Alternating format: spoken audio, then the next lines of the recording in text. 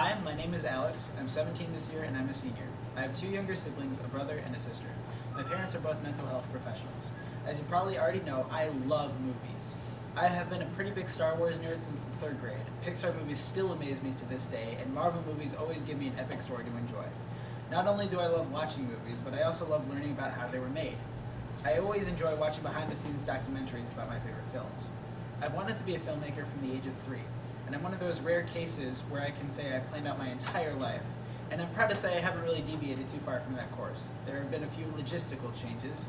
For example, I originally wanted to work at Pixar and intended to fly to California and back every single day. Of course, 5-year-old me had no clue how expensive that plan would be, but I've always been aiming high towards the goal of becoming a filmmaker. The prime example of this came when I was just 10 years old. I contacted the producers of my favorite web show and told them I believed I could write a script. Surprisingly, they were willing to take a look at it.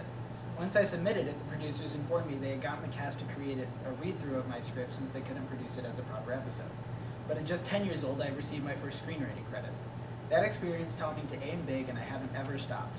Once I realized I had the equipment to start producing shorts, I dove right in. I purchased a high-quality camera and started learning how to create visual effects.